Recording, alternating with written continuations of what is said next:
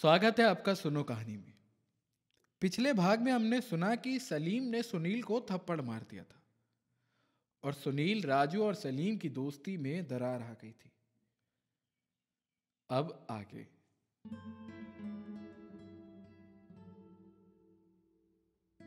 बहुत दिन बीते पर न मैं राजू और सलीम से मिला, ना ही उन्होंने मेरी कोई सुध ली। मैं अपनी थकी हुई दिनचर्या में चाहकर भी व्यस्त नहीं हो पा रहा था। कितना कठिन हो जाता है खुद के साथ रहना। मैंने ये वाक्य कहीं लिखा। मैं बहुत बच बच कर घूमने निकलता था कि कहीं राजू या सलीम ना दिख जाए। राजू और सलीम मेरे जीवन के बहुत बड़े अंग थे। मैं अपने पूरे दिन का क्या करूं समझ नहीं पा रहा था। इसी बीच मैं पप्पू भाई से बहुत मिलने लगा। कहानी तो खत्म हो चुकी थी, मैंने भी अब असली पप्पू को स्वीकार कर लिया था। एक दिन पप्पू भाई ने अपनी बजाज चेतक पर मुझे बिठाया और पुल तक सैर कराई। जब पुल पर पहुंचे तो उन्होंने जेब से एक विल्स सिगरेट निकाली। माचिस के साथ जेब में पड़ी रहने के कारण सिगरेट कुछ जगह से मुड़ गई थी। मेरी आंखें फटी रह गई। मैंने कहा, पप्पू भाई आप सिगरेट पीते हो? नहीं, कभी कभी यहाँ आता हूँ तो एक जला लेता हूँ। मुझे यह बहुत ही रोमांटिक लगा, मगर पूरा रोमांस खत्म हो गया जब पप्पू भाई से सिगरेट जली ही नहीं। हवा बहुत तेज थी। स्कूटर के पीछे, मेरी पीठ के पीछे, पीठ के आगे मेरी शर्ट उतरवा कर भी उन्होंने जलाने की कोशिश की, पर नहीं चली। तब मुझे हंसी आ गई। मेरी हंसी देखकर पप्पू भाई रुक गए। उन्होंने फिर स्कूटर स्टार्ट किया और पुल के किनारे एक दुकान के पास स्कूटर रुका। दुकान के भीतर गए, सिगरेट जलाई और बाहर आकर मुझे पकड़ा दी। मैंने अगरबत्ती की तरह पप्पू भाई की सिगरेट को पकड़ा और स्कूटर के पीछे बैठ गया। पप्पू भाई ने बहुत तेज स्कूटर चलाई और ठीक बीच पुल पर आकर ब्रेक मारी। जल्दी से किनारे स्कूटर खड़ा किया, स्कूटर की सीट पर बैठे, पुल की मुंडेर पर पैर रखे, फिर मुझसे सिगरेट मांगी। सिगरेट आधी हो चुकी थी, पर पप्पू भाई को फर्क नहीं पड़ता था। उन्होंने एक लंबा कश लगाया, अपनी आंखें बंद की और धुआं बाहर छोड़ा। तेज चलती हवाओं में पप्पू भाई के बाल उड़ रहे थे। आंखें बंद थी, मुंह से धुआं निकल रहा था। मेरी कहानी के पप्पू की कमी मुझे दिखने लगी। मुझे लगा कि कहानी के पप्पू को सिगरेट पीनी चाहिए। सिगरेट सोनाक्षी के प्यार में, उसे धुआं हो जाना चाहिए। मुझे अचानक मीनाक्षी याद आने लगी। उसके बारे में सोचते ही लगता है कि मैं उसे जानता हूं बहुत सालों से। हम बहुत बात कर चुके हैं। वो मेरे सपनों में आती है। वो मेरी इच्छा हुई सिगरेट पीने की, पर मैंने अपनी इच्छा को मार दिया वहीं तुरंत। क्यों बे, तूने मेरी शादी की बात क्यों की थी? ऐसे ही भाई, सोचा आप इतने सही हो अब तक तो मतलब जरूर आपने ही रोक के रखी होगी, वरना क्या बे? मुझे लगा पप्पू भाई मुझे इतनी दूर इसलिए लाए हैं, अभी कुछ देर में वो मुझे दौड़ा दौड़ा कर मारेंगे। सही पहचाना तूने। हो चुकी होती, पर जिससे करनी थी उसी की शादी में अपना टेंट का सामान लगवाया था। कौन थी वो लड़की? मजे ले रही है मेरा तू है? नहीं नहीं पप्पू भाई, आपने बताया इसलिए पूछा, वरना। पेरू गांव में हुई है उसकी शादी। चल पेरू घूम कर आते। सिगरेट खत्म करके हम स्कूटर पर पेरू गांव का एक चक्कर लगाने निकल गए। कहानी क्या है मैं सोचने लगा। कहां सच पेड़ के पीछे छुपता है और कहां से कल्पना शुरू होती है। यह बहुत ही बारीक रेखा है।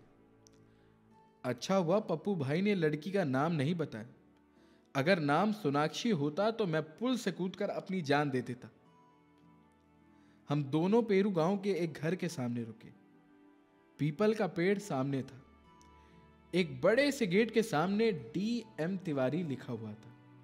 कुछ देर पप्पू भाई वहीं खड़े रहे। अपने आप को व्यस्त करने के लिए उन्होंने सामने की दुकान से चाय मंगा ली। तभी तिवारी जी का बड़ा सा दरवाजा खुला और एक सफेद गाड़ी वहां से निकली। पप्पू भाई ने अपना चेहरा घुमा लिया। मैं उस गाड़ी में झांक सकता था, सो झांका। गाड़ी खचाखच भरी हुई थी। औरतों में से एक महिला पप्पू भाई के स्कूटर की तरफ देख रही थी। गाड़ी निकल जाने के बाद भी वो पीछे पलटकर हमारी तरफ देखती रही, पर पप्पू भाई ने अपना चेहरा दूसरी तरफ ही रखा। उसके बाल उड़ रहे थे, आंखों में बेचैनी थी। मैंने मेरे मुंह में उसका नाम बुदबुदाया, सोनाक्षी। कुछ ही देर में गाड़ी हमारी आंखों से ओझल हो गई। मेरे बाप की भाषा में अगर कहूं तो हर आदमी कबूतर है। किसी से भी बात करो, कुछ ही देर में कड़ी कठोर परत के नीचे एक प्रेम कबूतर गुटर गु कर रहा होता है। हम स्कूटर से वापस अपने गांव की तरफ निकल लिए। दोनों ने लड़की की कोई बात नहीं की। पप्पू भाई ने मुझे छोड़ा और बिना कुछ कहे अपने घर की तरफ निकल गए। मेरी बड़ी इच्छा थी यह जानने की कि पप्पू भाई क्या सोच रहे होंगे इस वक्त। उनका सन्नाटा कितनी बड़ी त्रासदी लिख सकता है। सन्नाटा ही तो था अभी मेरे राजू और सलीम के बीच। यही सन्नाटा तो है जो त्रासदी लिखवा रहा है। कैसे राजू के लिए लिखा एक प्रेम पत्र, उसमें पप्पू की कहानी के चक्कर में मैं लेखक होता गया था। मुझे लोगों के चेहरे पढ़ने में मजा आने लगा था। जिस तरह पप्पू की असल प्रेमिका का नाम जानने में मुझे कोई दिलचस्पी नहीं थी, ठीक उसी तरह मुझे लोगों की असल कहानी में कोई दिलचस्पी नहीं थी। मैं उनके चेहरे देखता, उनके कपड़े, उनकी चाल, और लगने लगता कि एक कहानी कहीं इसी के बीच टंगी हुई है। बतौर लेखक एक गलती मैं कर गया। मैं अपनी कहानियों की डायरी लिखने लगा था, जिसमें पप्पू की कहानी भी शामिल थी। मुझे नहीं पता चला कि वो डायरी की गुप्त जगह कब मेरे पिताजी के हाथ लग गई। वो बहुत समय से इसे पढ़ रहे थे। शायद इसीलिए उन्होंने मुझे सोनाक्षी नाम सुझाया था। कुछ समय बीता, मैंने कुछ नए दोस्त बनाने की कोशिश की, पर उनमें सलीम और राजू जैसा खुलापन नहीं था। वो नए दोस्त मेरी कहानियां सुनकर बोर हो जाते। मैं एक दिन सुबह ग्राउंड पर चला गया। सलीम और राजू आपस में फुटबॉल खेल रहे थे। मेरे जाते ही उन्होंने फुटबॉल खेलना बंद कर दिया। कुछ देर तक हम एक दूसरे को दूर से देखते रहे, पर किसी ने भी कुछ नहीं कहा। सलीम ने राजू को इशारा किया चलने का, और वो दोनों किले की तरफ चलने लगे। मैं भी पलटकर अपने घर की तरफ चल पड़ा। तभी पीछे से सलीम की आवाज आई, अबे सुनील। मैं पलटा। मेरी खुशी का ठिकाना नहीं था। अबे क्या चलेगा नहीं? राजू ने चिल्लाकर कहा, और मैं दौड़कर उन दोनों में शामिल हो गया। ये हैं जिन्हें मैं जानता हूं। ये हैं मेरे प्यारे अपने दोस्त। हम तीनों किले पर बैठे। बहुत देर तक बाकी सारी बातों के बाद पता चला कि मीनाक्षी और सलीम अब नहीं मिलते हैं। नीना ने भी मीनाक्षी के कहने पर राजू से दूरी बना ली है। राजू बहुत उचक उचक कर नीना के बारे में बात करता रहा। वो खुश था जितना भी उसे मिला था। फिर हम तीनों ने कसम खाई कि दोस्ती के बीच कभी लड़की को आने नहीं देंगे। इस कसम खाने की रस्म में मेरी आवाज सबसे बुलंद थी। घर पहुंचा तो पिताजी की अंग्रेजी ट्यूशन चल रही थी। मैं पक्की दोस्ती का गाना गाता हुआ सीधा किचन में गया। मटके से पानी निकाला। इससे पहले कि पानी मेरी हलक में जाता, मुझे लगा मैंने ट्यूशन की क्लास में किसी नए चेहरे को देखा। मैंने गिलास वहीं मटके पर वापस रखा और बाहर आया। कोने में पिताजी के बगल में मीनाक्षी बैठी थी। मेरे काटो तो खून नहीं। मीनाक्षी ने मुझे देखा और मुस्कुराकर वापस अपनी कॉपी में देखने लगी। मीनाक्षी की मुस्कुराहट में हम दोनों के बीच कुछ गुप्त घटा हुआ तैर रहा था। मेरी हृदय गति चरम पर थी।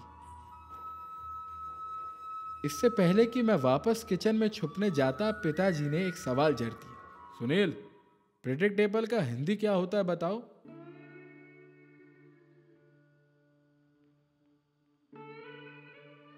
मैं चुपचाप अपने बाप को देखता रहा। फिर मेरी निगाह मेरी मां की ब्लैक एंड व्हाइट तस्वीर पर गई। उस पर लटक रही प्लास्टिक की माला में कई धूल की परतें जमा हो गई थी। मीनाक्षी की आंखों में चंचलता थी, और इन सब के बीच मैं प्रेडिक्टेबल था। मैं कहना चाह रहा था कि प्रेडिक्टेबल का कोई हिंदी नहीं है। मैं हूं प्रेडिक्टेबल। आ जाओ, इधर बैठो।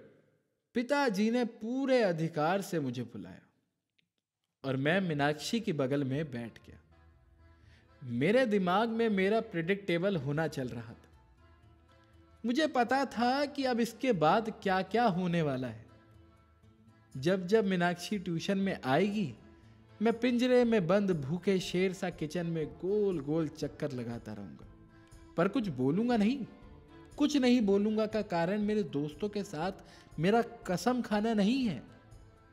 कारण है मेरा डरपोक, कायर और प्रिडिक्टेबल होना। सलीम को यह बात मैं कभी पता नहीं होने दूंगा कि मीनाक्षी मेरे घर आती है। इसका सीधा कारण है जलन, जो मेरे भीतर कूट कूट कर भरी है। मैं बहाने बहाने से ट्यूशन के बीच पिताजी से बात करूंगा और अंग्रेजी के कुछ बड़े शब्द बीच में डालता रहूंगा। इसमें पिताजी मेरा साथ जरूर देंगे, क्योंकि वो अंत में मेरे ही बाप है। पूरा वाक्य नहीं बोलूंगा, उसमें लड़खड़ाने का डर है, और फिर एक दिन मीनाक्षी की अंग्रेजी में दिलचस्पी खत्म हो जाएगी और यह अध्याय यहीं समाप्त हो जाएगा। मैं बरसों बरस सोचता रहूंगा कि काश मैंने मीनाक्षी से बात कर ली होती तो कहानी शायद कुछ दूसरी होती, वगैरह वगैरह। इन सारी बातों की ऊहापोह में मैं झूठ मूठ बाप की तरफ जानने की इच्छा से देख रहा था। तभी मीनाक्षी का हाथ मेरे हाथ से टकराया। वो एक पर्ची मुझे देना चाह रही थी। बाप की आंखों के नीचे ये हरकत मैं सोच भी नहीं सकता था। मैंने जल्दी से वो पर्ची अपने पैरों के नीचे दबा ली। कनखियों से मीनाक्षी को देखा तो उसकी आंखों में शरारती हंसी थी। वो मुझे नहीं देख रही थी, पर उसे पता था कि मैं उसे देख रहा हूं। मेरी दोस्ती। सलीम और राजू उस एक शरारती नजर के सामने सब धराशाही हो गए थे। प्रेम आदमी को कबूतर बना देता है। मेरी हृदय गति बहुत तीव्र थी। मुझे लग रहा था कि मेरे पैरों के नीचे बम रखा हुआ है। कहीं यह पर्ची बाप के हाथ लग गई तो फजीहत। मैं अगर प्रेडिक्टेबल हूं तो उसका ठीक उल्टा मीनाक्षी है। वो कहानी को कहीं से खींचकर कहीं और ले जा रही है। मैं जल्दी से यह पर्ची पढ़ना चाह रहा था, पर मैं अंगत सा उस पर्ची के ऊपर बैठा रहा। कुछ देर में क्लास खत्म हुई और पिताजी अपनी चप्पल पहनकर बाथरूम की तरफ निकल गए। मीनाक्षी बहुत धीरे धीरे अपने बैग में सामान डाल रही थी। सबके जाने के बाद अंत में वो निकली।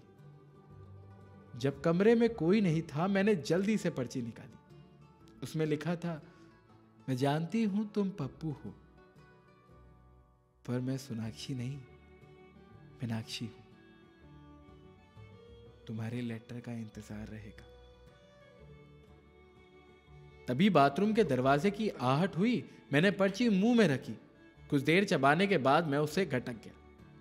बाहर निकला तो मीनाक्षी गली के मोड़ पर पहुंच चुकी थी। ठीक मुड़ने के पहले उसने पलट कर मेरी तरफ देखा और ओझल हो गई। मेरे मुंह से गुटर गू की आवाज निकलने लगी और मैं जहां खड़ा था वहीं गोल गोल चक्कर काटने लगा।